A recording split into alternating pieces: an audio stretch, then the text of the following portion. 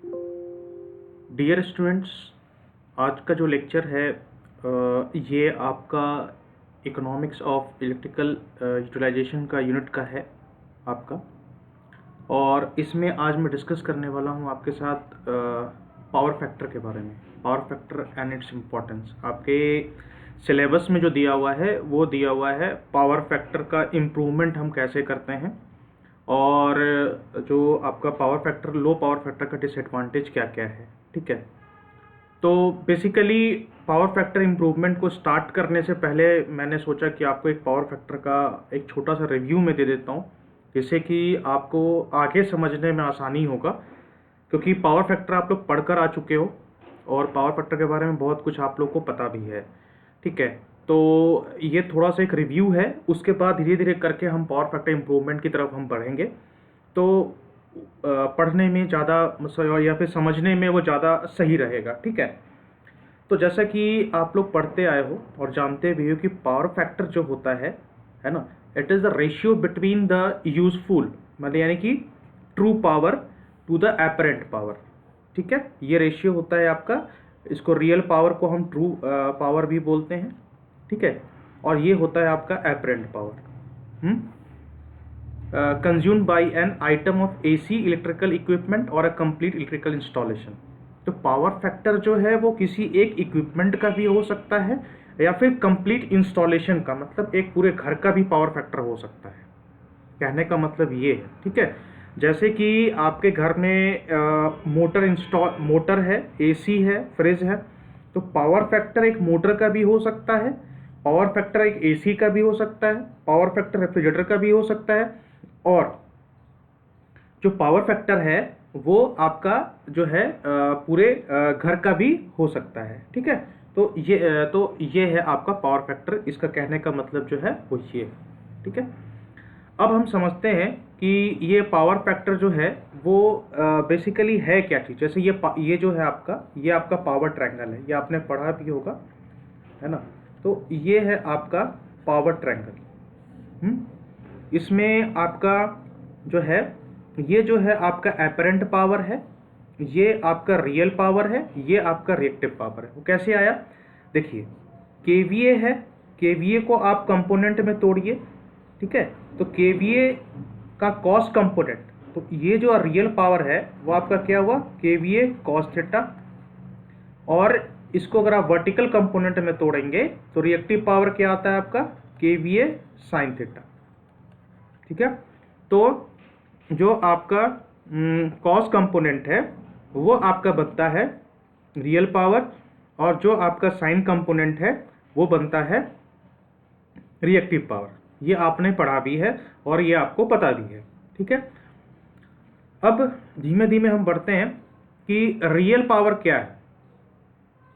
Real power, हम लोग कहते तो रियल पावर है, ट्रू पावर, कहने का मतलब क्या है, रियल पावर आपके सिस्टम में वो पावर है जो एक्चुअल में कुछ यूजफुल काम करता है।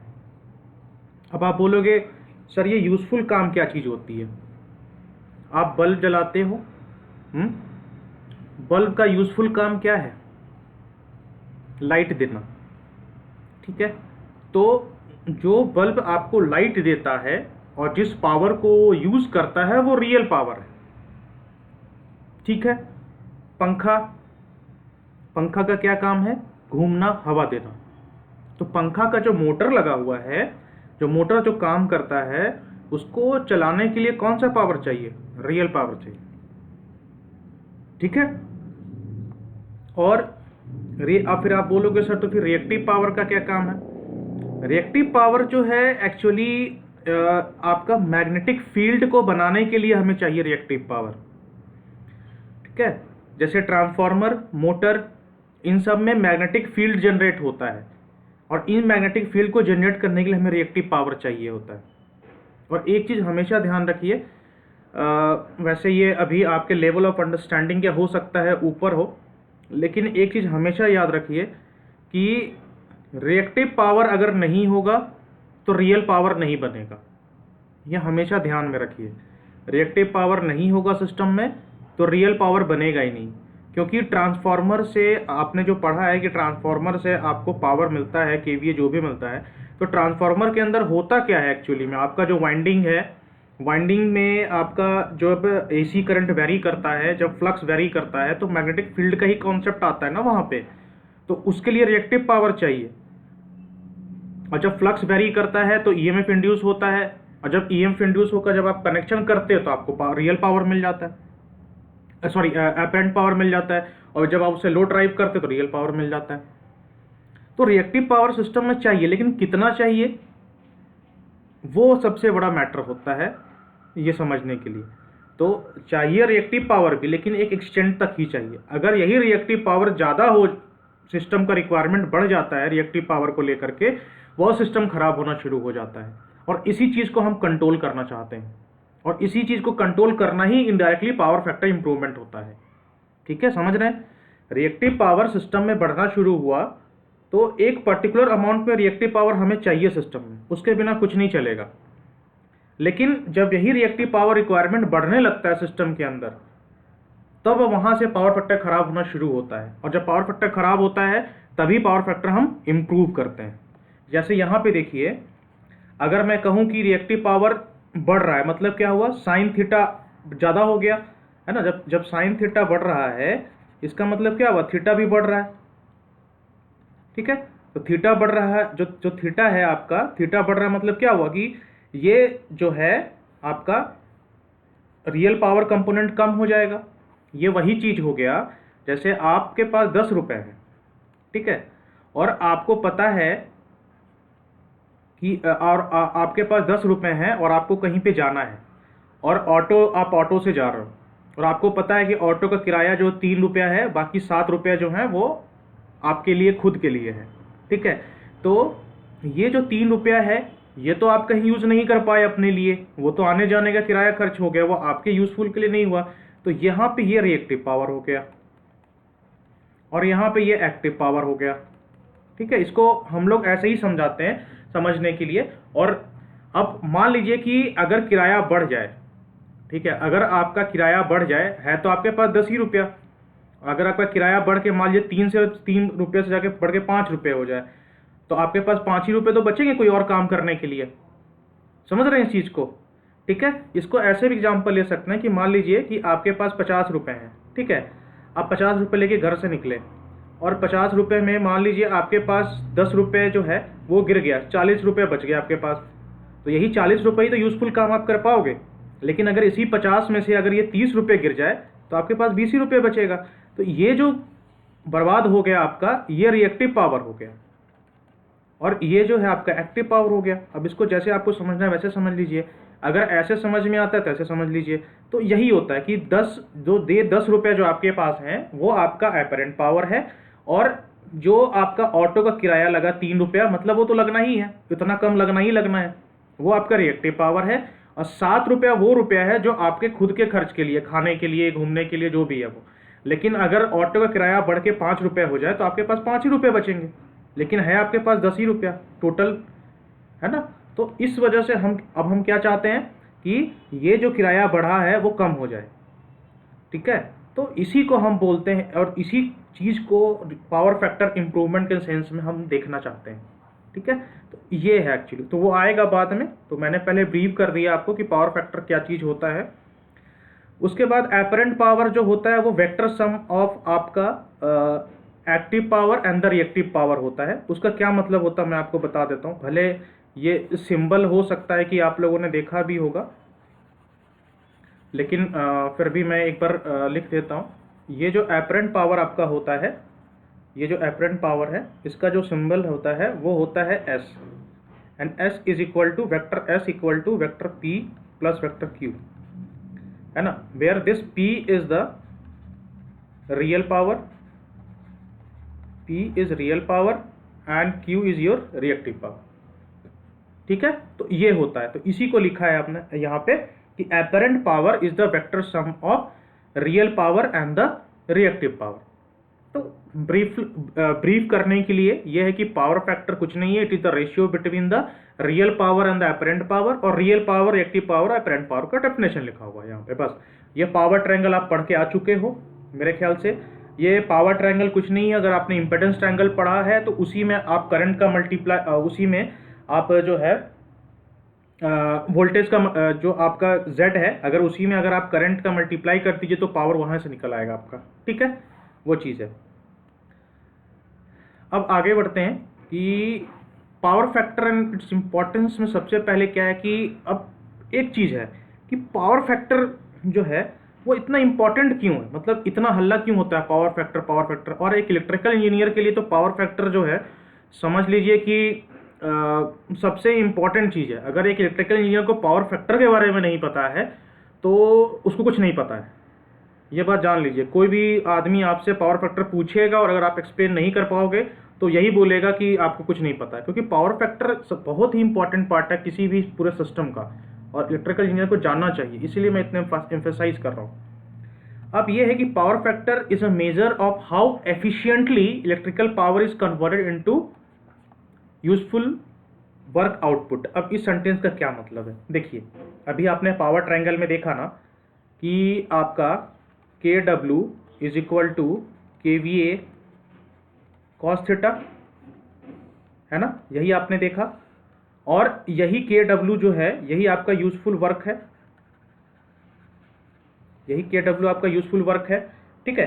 तो अब देखिए अगर आपका कॉस फाई, सॉरी या फिर कॉस थीटा जो समझ लीजिए, अगर आपका कॉस थीटा, ठीक है, जितना ज़्यादा होगा KW उतना ही ज़्यादा होगा, और KW जितना ज़्यादा होगा यूजफुल वर्क उतना ज़्यादा होगा।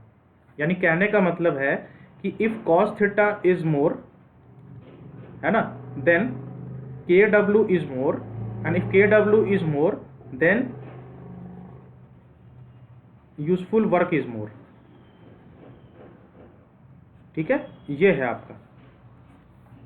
और अगर कॉस थीटा कम होगा तो KW कम होगा, यूजफुल वर्क कम हो जाएगा आपका, ठीक है। वैसे आइडियली जो पावर फैक्टर का वैल्यू होता है वो यूनिटी होना चाहिए, लेकिन एक से कम जो है वो ही रखते हैं हम, एक तक हम नहीं जाते, क्योंकि अगर एक पे रखेंगे और अगर सिस्टम में अगर फॉल्ट आ गया तो पावर फैक्टर कभी कभी लीडिंग पे चला जाता है, एक से ज़्यादा भी हो जाता है, तो उस मतलब उस केस में आपका सिस्टम जो है कोलैप्स कर सकता है। मतलब अगर पावर फैक्टर अगर आपका लीडिंग में चला गया, है ना, देखिए दो तरह का पावर फैक्टर होता है, आप कंफ्यूज मत करिए, अगर मैं जो लिख रहा हूँ चाहे आप उसको इग्नोर भी कर सकते हैं। आपको पावर फैक्टर 0.8 PF जो है वो लैग भी लिखा हुआ मिलेगा और 0.8 पावर फैक्टर लीड भी लिखा हुआ मिलेगा, ठीक है, दोनों। तो लीड का मतलब क्या हुआ कि आपका लीड का मतलब हुआ कि आपका करंट लीड कर रहा है वोल्टेज से, और लैग का मतलब हुआ करंट लैग कर रहा है वोल्टेज से, ठीक है। तो करंट और वोल्टेज के रेफरेंस में हम बात करते हैं लैग लीड को, ठीक है। अब बात ये आती है कि पुअर पावर फैक्टर का मतलब कहाँ से आता है, ये पावर फैक्टर खराब क्यों होता है। अभी तक तो हम बात कर रहे हैं कि पावर फैक्टर जो है ऐसा होता है, कम नहीं होना चाहिए, खराब नहीं होना चाहिए, लेकिन आता कहाँ से, रीज़न क्या है। सबसे बड़ा रीज़न है आपका कि जो भी आपका इंडक्शन मोटर होता है, पावर ट्रांसफार्मर होता है, ल्यूमिनियर में आपका ब्लास्ट होता है, वेल्डिंग सेट होता है, ये सारे इंडक्टिव लोड होते हैं, ठीक है, इंडक्टिव लोड होते हैं। इनकी वजह से क्या होता है, आपका पावर फैक्टर जो है वो खराब हो जाता है। और वो कैसे खराब होता है, क्योंकि इंडक्टिव लोड का मतलब क्या होता है, अगर आपका लोड इंडक्टिव है, if load is inductive, if load is inductive then current lags voltage, ठीक है, करंट जो है वोल्टेज से लैग करे। अब ये लैग का क्या मतलब होता है, लैग का मतलब ये होता है कि जिस मोमेंट पर, है ना, लैग का मतलब ये होता है कि जिस मोमेंट पर आपका वोल्टेज मैक्सिमम हो रहा है, आपका करंट उसी मोमेंट पर मैक्सिमम नहीं हो रहा है, कुछ देर के बाद हो रहा है। लैग का मतलब यही होता है, ठीक है, मतलब जिस मोमेंट पर आपका करंट मैक्सिमम है उससे पहले ही वोल्टेज मैक्सिमम हो चुका है, तो करंट अल्टीमेटली लैग कर रहा है आपके वोल्टेज से।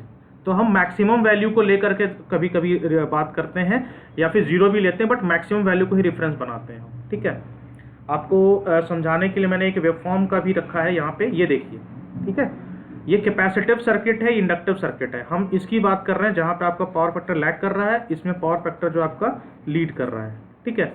इस केस में देखिए कि अगर मैं इस इंस्टेंट की बात करूँ, ये है मैक्सिमम, ये मैक्सिमम है आपका वोल्टेज का, ठीक है, ये अगर आप देखिए, और ये जो है आपका मैक्सिमम है करंट का।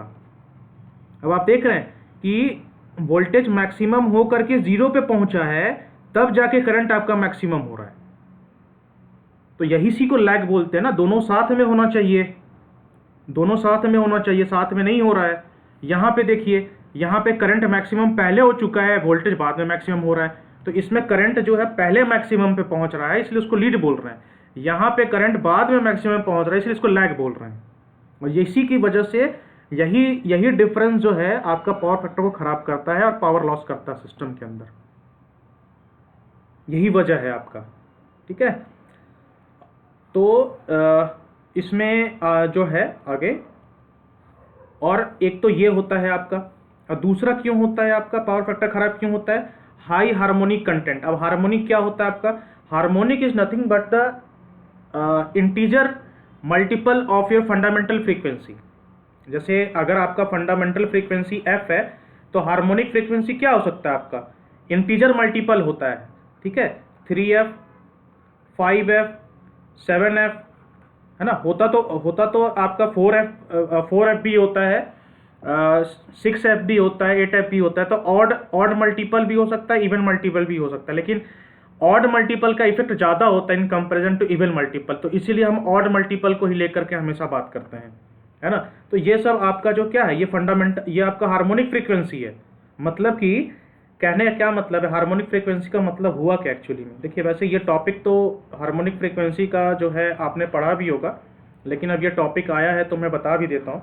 हार्मोनिक फ्रीक्वेंसी का मतलब ये होता है कि जैसे मान लीजिए कि आपका नॉर्मल फ्रीक्वेंसी कितना है, 50 हर्ट्ज है, और अगर मैं ये कहूँ कि थर्ड हार्मोनिक्स का फ्रीक्वेंसी है, तो थर्ड हार्मोनिक्स मतलब क्या हुआ, 3 times of the fundamental frequency.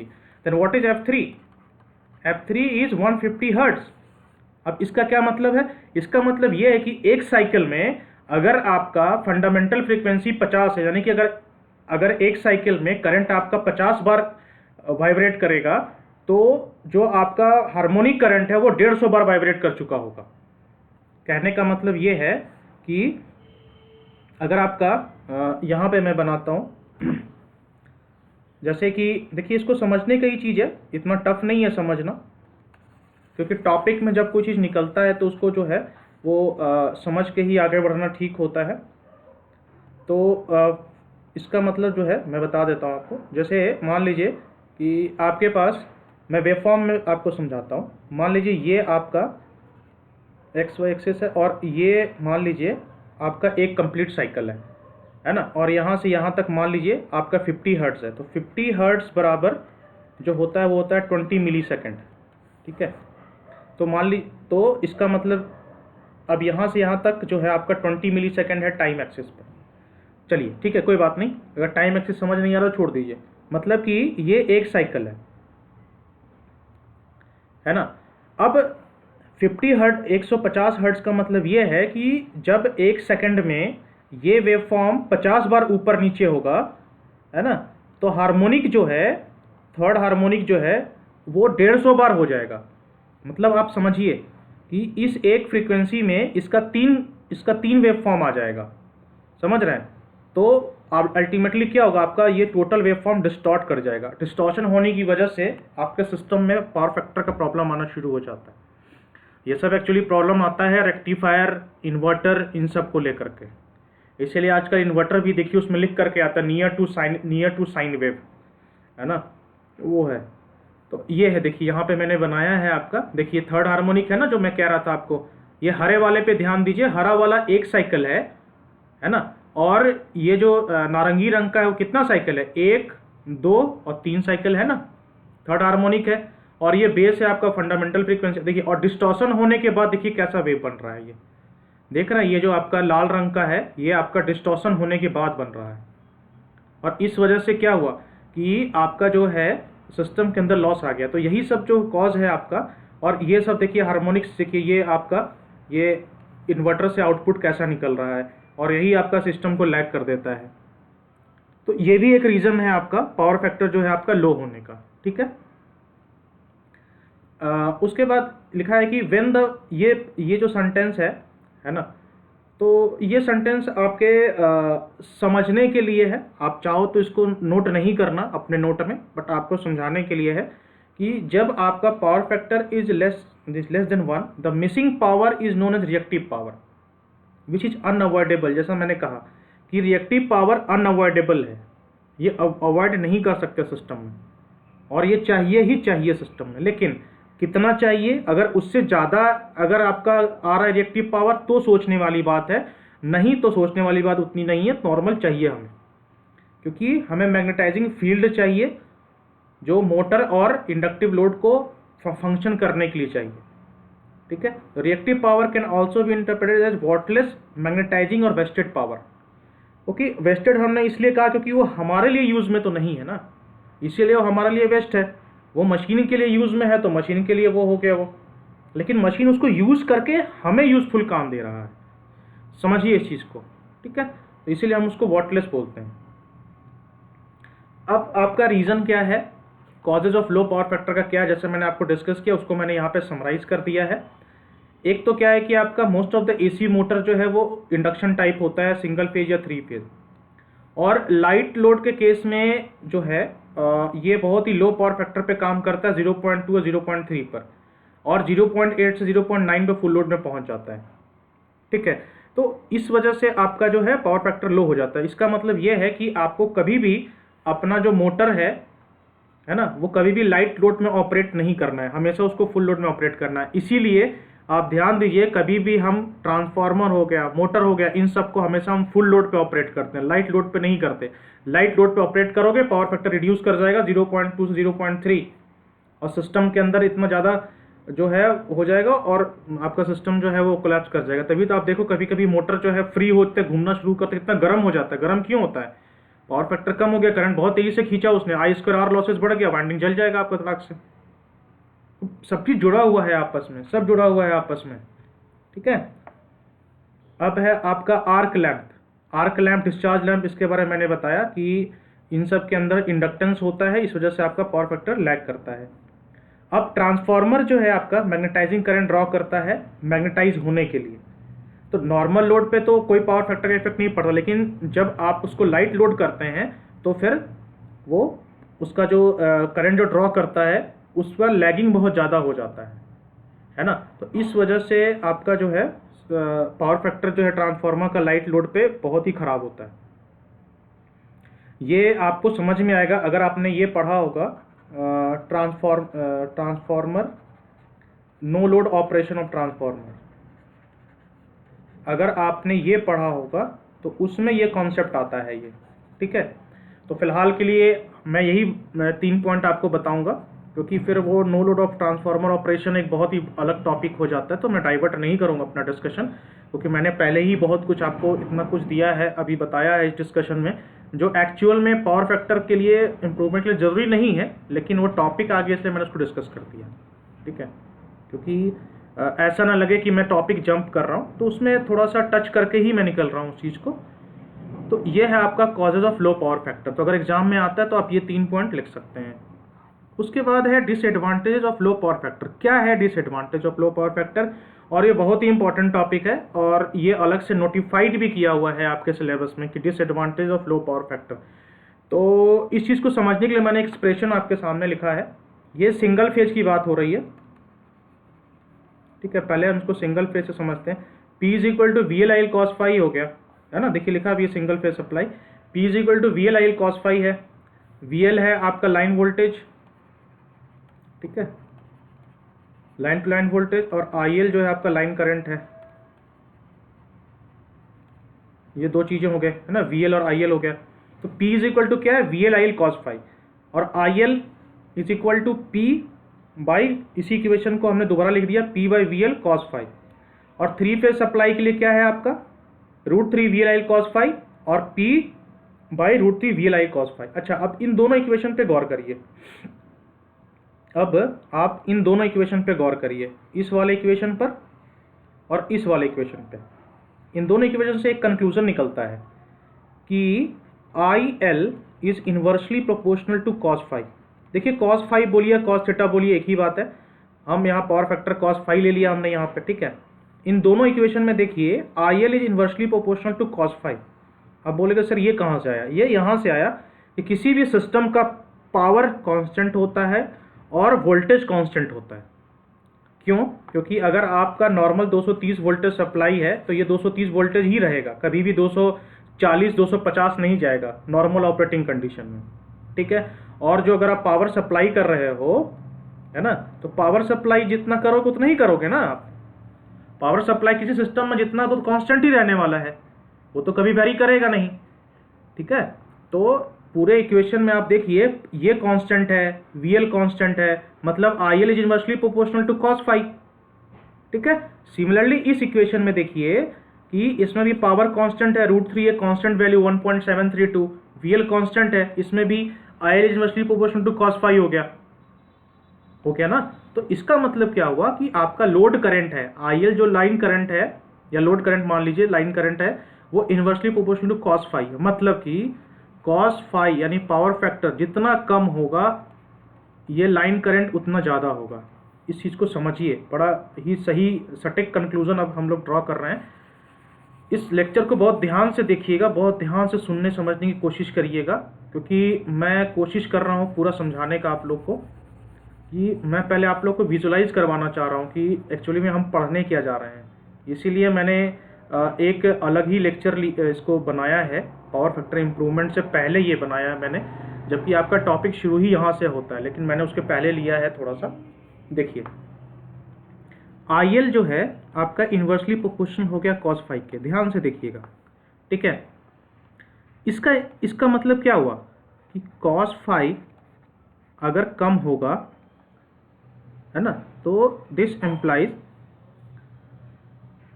I L ज़्यादा होगा, और अगर आई एल ज़्यादा होगा तो this implies I L square R losses ज़्यादा होगा। समझ गए? ये तो हुआ रेजिस्टेंस का लॉस, और आई एल स्क्वायर एक्सएल भी ज़्यादा होगा, जो रिएक्टिव पावर का जो रिएक्टेंस आपका है, जो इंडक्टिव रिएक्टेंस है उसका भी तो इतना इम्पेडेंस है ना। तो अल्टीमेटली क्या हो रहा है आपका सिस्टम के, और ये दोनों क्या है, हीट के फॉर्म में आएगा ना। इसका मतलब पावर फैक्टर जैसे ही कम हुआ, ये करंट बढ़ा और ये लॉसेस बढ़ गए, हीट लॉसेस बढ़ गए आपके, यानी कि आपका सिस्टम गर्म होने लग जाएगा। और यही वजह है कि आपका सिस्टम गर्म हो जाता है, मोटर गर्म हो जाता है, ट्रांसफार्मर गर्म हो जाता है। कहाँ से गर्मी आती है? ये एक्स्ट्रा पावर जो लॉस होता है वो, क्योंकि एक्स्ट्रा करंट आ गया तो एक्स्ट्रा लॉसेस हो गया, और loss in the form of heat हो गया, इसीलिए वो हीटिंग शुरू हो जाती है इसमें। समझ रहे हैं? तो यही चीज़ लिखा है यहाँ पे, it is clear from the above that for fixed power and the voltage, ये जो हमेशा फिक्स्ड ही रहता है, सिस्टम का पावर वोल्टेज हमेशा फिक्स रहता है, करंट वेरी करता है डिपेंडिंग अपॉन पावर फैक्टर। दिमाग में एकदम बैठा लीजिए इस चीज़ को, ठीक है। सिस्टम का पावर और वोल्टेज कांस्टेंट होता है, करंट वेरी करता है डिपेंडिंग अपॉन पावर फैक्टर। अगर ये दिमाग में बैठ गया, कहीं नहीं जाने वाला है कोई भी टॉपिक, बहुत ही आसान टॉपिक है। The load current is inversely proportional to the power factor, तो the lower the power factor higher the current and the vice versa. और इसकी वजह से जो होने वाला ये मैंने आपको यहाँ पे बता दिया। मैंने इतनी कहानी यहाँ पे क्यों बताई है, अब आगे आपको पता चलेगा कि मैं इतना क्यों बोल रहा हूँ आपको, इसको दिमाग में बैठाने के लिए। अब देखिए सबसे पहली बात कि पहला डिसएडवांटेज क्या है आपका, जो हम यहाँ पे पढ़ रहे हैं, जो आपका टॉपिक है डिसएडवांटेज। तो ये तो इंट्रोडक्शन था आपका, जो ये मैंने यहाँ पे आपको बताया। पहला डिसएडवांटेज क्या है, large KVA rating of the equipment. ये आप बोलोगे सर ये क्या चीज़ है, मैं बताता हूँ आपको ये क्या चीज़ है। ये मैंने आपको पावर फैक्टर का एक पहला लेक्चर था, उसमें भी मैंने डिस्क्राइब किया था, लेकिन मैं फिर एक बार बता देता हूँ आपको। अब इसमें देखिए हमको पता है KW is equal to KVA cos phi, ये हमको पता है, ठीक है। मान लीजिए आपके पास एक बल्ब है, 100 वाट का, ठीक है, और पावर फैक्टर जो आपका है 0.7 है, और एक दूसरा ही बल्ब, ऐसा ही एक और बल्ब है आपके पास, मतलब केस नंबर 2 है, उसको मैं अलग कलर से लेता हूँ, आपको डिफ्रेंशिएट करने में आसानी होगी। एक और बल्ब है मेरे पास, वो है आपका 100 वाट का, और इसका पावर फैक्टर है 0.9। दो केस है हमारे पास, ठीक है। अब इस केस को समझिए। देखिए लिखना आपने एग्जाम में यही है जो ऊपर लिखा हुआ है, लेकिन क्यों लिखना है ये मैं बता रहा हूँ आपको, क्योंकि क्यों जानना जरूरी है, ठीक है। अब हम एक्सप्लेन करते हैं किसी चीज़ को। एक मिनट, हाँ ये जो है आपका, अब ये देखिए, हम लेते हैं केस नंबर 1, ये केस नंबर 2। अब केस नंबर 1 में देखिए, हमको ये हमारा पावर फैक्टर है और ये हमारा KW है। इसमें ये हमारा पावर फैक्टर है, ये हमारा KW है। अब केस नंबर 1 में जैसा हमें पता है KW इज इक्वल टू होता है KVA cos phi, ठीक है जी।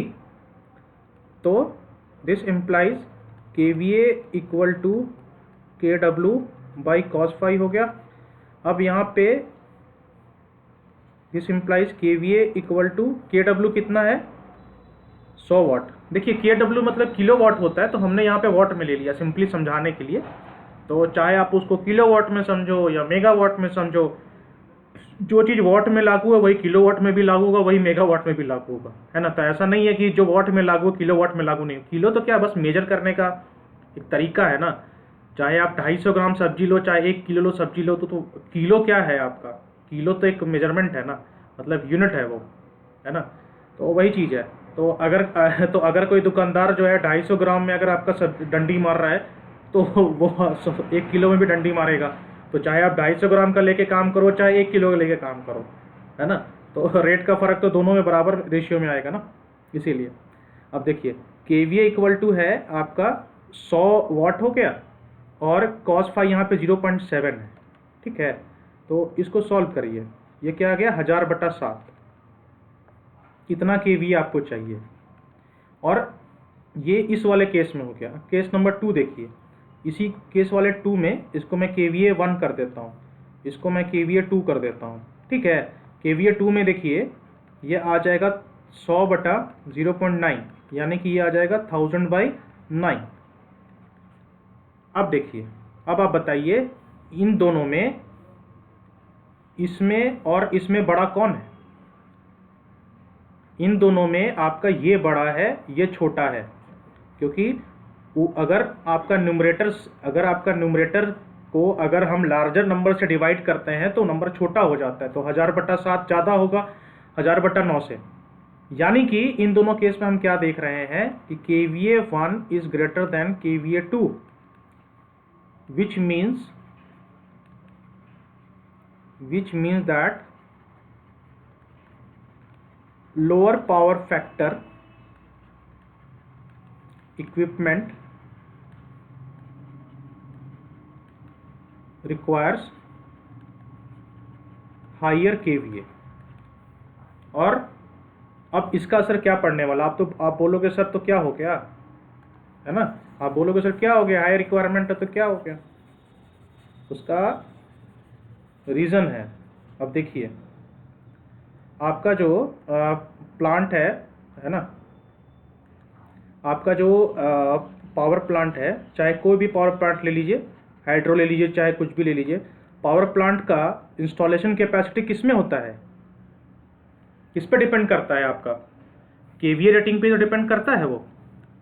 तो यानी कि सेम पावर को चलाने के लिए अगर पावर फैक्टर कम है तो आपको हायर KVA का पावर प्लांट बैठाना पड़ेगा, ठीक है। तो कॉस्ट आपका बढ़ेगा ना, कॉस्ट आपका बढ़ रहा है, तो आप सप्लायर हो तो आपके जेब पे लोड पड़ रहा है ना, आपका खर्च ज़्यादा पड़ रहा है। तो इसीलिए लिखा है कि large KVA rating of the equipment is required, और उसका असर पावर प्लांट पे पड़ जाता है तुरंत। तो इस वजह से हमें क्या चाहिए, पावर फैक्टर कम नहीं चाहिए, इसलिए इसका पहला डिसएडवांटेज यही है। लिखा है therefore the low power factor the KVA rating of the equipment has to be made more, making the equipment large and expensive. क्योंकि पावर प्लांट में ज़्यादा इक्विपमेंट चाहिए आपको, तो एक्सपेंसिव हो गया आपका, ये चीज़ हो गया, ठीक है। एक बार समझ में आ जाएगा ना, बहुत ही आसान है ये। बस ये आपको एक बार मैं पुश कर रहा हूँ कि थोड़ा सा दिमाग पे जोर डालिए, एक बार दिमाग सेट हो गया तो फिर पावर फैक्टर इंप्रूवमेंट तो बहुत ही आसान चीज़ है। स्टार्टिंग में थोड़ा सा हिचकिचाहट होता है कि ऐसे क्या चल रहा है। अब एक और है ग्रेटर कंडक्टर साइज, ये क्या बोला है इसको देखिए। इसमें ये बहुत ही आसान चीज़ है, मैंने अभी आपको पहले बताया ना, ये वाला चीज़ जो मैंने आपको यहाँ पे बता रखा है, ये वाला चीज़, इसको बस इसी को यहाँ पे समझिए, ठीक है। अब देखिए I L is inversely proportional to cos phi, ठीक है। यानी कि अगर आपका कॉस फाई कम है तो करंट ज़्यादा है। अब करंट ज़्यादा है तो ज़्यादा करंट के लिए आपको मोटा तार चाहिए ना, क्योंकि आप अगर जो तार आप पंखा चलाने में यूज़ करते हो, क्या वही तार यूज़ करते हो मोटर चलाने में? नहीं। क्या वही तार यूज़ करते हो एसी में? नहीं, ठीक है। जिस चीज़ को करंट ज़्यादा चाहिए उसमें वहाँ तार मोटा होना चाहिए, समझिए बात को। मार्केट में अलग अलग मोटाई का तार क्यों अवेलेबल है? क्योंकि अलग अलग करंट के अकॉर्डिंग हमको तार चाहिए। जो पतला 320 का तार है उससे आप मोटर चला के देखिए, मोटर जल जाएगा आपका, सॉरी तार जल जाएगा आपका, तार गल जाएगा, ठीक है। तो क्यों चाहिए मोटा तार? क्योंकि करंट कैरिंग कैपेसिटी ज़्यादा चाहिए तार में। तो अगर करंट का वैल्यू बढ़ेगा तो आपको आपका जो कंडक्टर का डाया है या फिर डायमीटर है वो बढ़ जाएगा ना, तो अल्टीमेटली पूरा कंडक्टर का साइज बढ़ जाएगा आपका और सिस्टम बल्की हो जाएगा आपका, और खर्चा पड़ेगा सो अलग, है ना। क्योंकि जितना ज़्यादा मोटा तार होगा उतना ज़्यादा मटेरियल लगेगा तो उसका कॉस्ट ज़्यादा होगा। तो ये है इसका एक्सप्लेनेशन। उसके बाद क्या है, लार्ज कॉपर लॉस, जो मैंने आपको बताया, ये वाला जो मैंने आपको जो कहानी जो इसके पहले जो मैंने आपको बताई थी, देखिए सारा कहानी भी यूज़ हो रहा है यहाँ पे। ये आपका कॉपर लॉस है, ठीक है। इसका भी एक्सप्लेनेशन आप ऐसे लिख सकते हैं, इसका है आई एल इंक्रीजेज, है ना। अगर करंट बढ़ता है तो लार्जर डाया ऑफ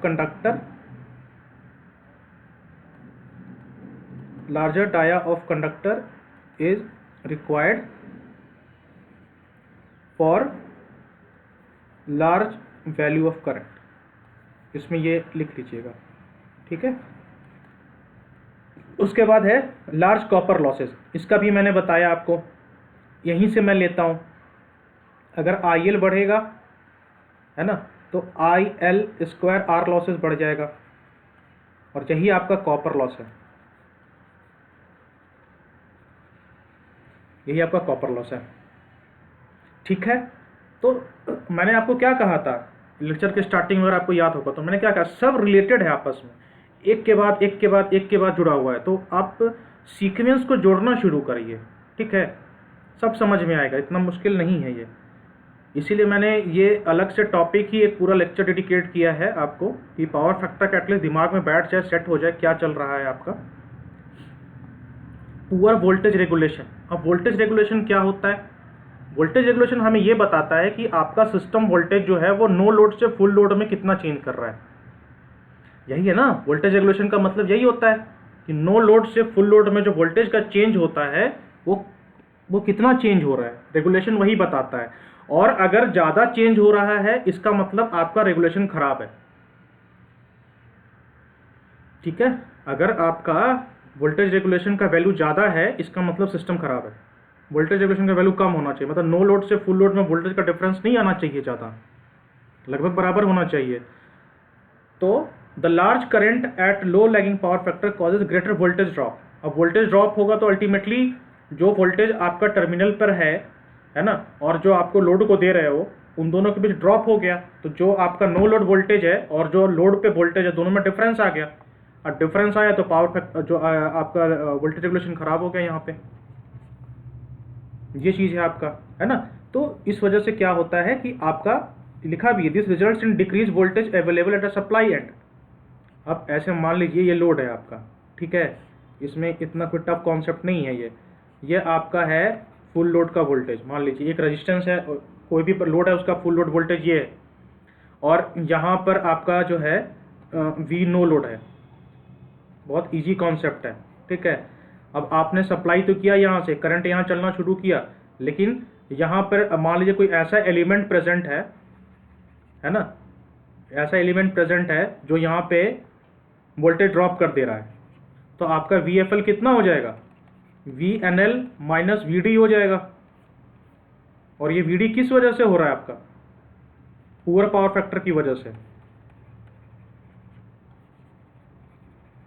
यही कहानी है। तो जितना ज़्यादा ड्रॉप होगा उतना उतना फुल लोड वोल्टेज कम हो जाएगा। यही है आपका पुअर पावर फैक्टर। और क्या है, जो डिफरेंस आता है नो लोड फुल लोड में, वो वोल्टेज ड्रॉप की वजह से ही तो आता है। आपका वोल्टेज ड्रॉप कहाँ से आता है, वोल्टेज ड्रॉप आता है आपका IL इंटू आर की वजह से, या फिर IL इंटू XL की वजह से। ठीक है, तो अगर IL बढ़ेगा तो IL XL बढ़ेगा, IL R बढ़ेगा, हम दोनों मिलकर ड्रॉप बढ़ा देंगे आपका। बहुत सिंपल सी कहानी है ये, तो सब रिलेटेड है आपस में। उसके बाद है आपका reduce handling capacity of the system. ठीक है, the lagging power factor reduces the handling capacity of all elements of the system, क्योंकि it is because the reactive component of the current prevent the full utilisation of the install capacity. ये पूरी कहानी वही चली आ रही है और उसी को यह कंक्लूजन में हमने लिखा है। पूरा इंस्टॉल कैपेसिटी आपका है KVA में, जो ये एग्जांपल आप देख रहे थे। ठीक है, वो जो यहाँ पे मैंने आपको एग्जांपल लेकर बताया पॉइंट नंबर 1 पॉइंट नंबर 2 में, उसी को बता रहा है। मान लीजिए कि आप 10 KVA लगाया आपने पावर प्लांट। अब ये उल्टा, अब ये उसको थोड़ा उल्टा समझिए। मान लीजिए आपने 10 KVA पावर प्लांट लगाया और दो आपके पास दो पावर प्लांट है 10-10 KVA के। ठीक है, एक को आप सप्लाई कर रहे हो, एक लोड को सप्लाई करो, उसका पावर फैक्टर 0.8 है और दूसरे का 0.9 है। ठीक है, अब इससे KW निकालिए, दोनों से KW1 KW2 निकालिए और कंपेयर करके देखिए। ठीक है, तो जिसका पावर फैक्टर कम है, आप उस पावर प्लांट का तो पूरा इंस्टॉल कैपेसिटी यूज ही नहीं कर रहे हैं ना, बाकी तो लॉस में चला जा रहा है आपका। तो वही कह रहा है कि इंस्टॉल कैपेसिटी हमारा 10 KVA, लेकिन हम उसको पूरा यूज नहीं कर पा रहे हैं। Why? Because of the losses in the system. Power factor खराब है इसलिए यूज नहीं कर पा रहे। तो ये है आपका disadvantages of low power factor. ठीक है, तो ये था लेक्चर जो डेडिकेटेड था पावर फैक्टर के ऊपर और डिसएडवांटेज ऑफ पावर फैक्टर के ऊपर। नेक्स्ट जो लेक्चर है वो होगा पावर फैक्टर इंप्रूवमेंट के ऊपर। एक चीज़ और, अगर ये लेक्चर देखने के बाद नहीं समझ में आता है, कोई डाउट होता है तो प्लीज़ पूछिए, क्योंकि आपको अगर नहीं समझ में आ रहा तो घबराने की बात नहीं। बहुत लोगों को नहीं आता पहली बार में समझ में, तो घबराने की बात नहीं है। आराम से सुनिए, समझिए। नहीं होता है, एक बार पूछिए, 2 बार पूछिए, 3 बार पूछिए, लेकिन इसको समझना है आपको। इसलिए क्योंकि यही इलेक्ट्रिकल इंजीनियर लोगों का सबसे बड़ा हथियार होता है और नॉलेज यहीं से चेक होता है। ठीक है, कहीं इंटरव्यू में आप बैठोगे तो ये सब क्वेश्चन तो पक्का पूछते हैं कि पावर फैक्टर क्या होता है। पहला क्वेश्चन यही दागते हैं, पावर फैक्टर क्या होता है, कम क्यों होता है, ज़्यादा कैसे करोगे, ये वो। क्योंकि ये आपका सबसे बड़ा चीज़ है पूरे पावर सिस्टम में। बिना पावर फैक्टर के आप पावर सिस्टम सोच ही नहीं सकते। आप सोच के देखो, बिना पावर फैक्टर के कोई भी मशीन सोच करके देखो, नहीं सोच पाओगे आप। ठीक है, तो लेक्चर सुनिए, समझिए। नहीं समझ में आता है एक बार में, कोई बात नहीं, उसको दोबारा सुनिए। फिर भी नहीं तो फिर पूछिए, डाउट पूछिए, मैं पूरा डाउट क्लियर करूँगा। ठीक है, घबराने की बात नहीं है। एक बार में नहीं समझ में आएगा तो डोंट वरी, इट हैपन्स। ठीक है, so thank you so much for watching this video and take care of yourself.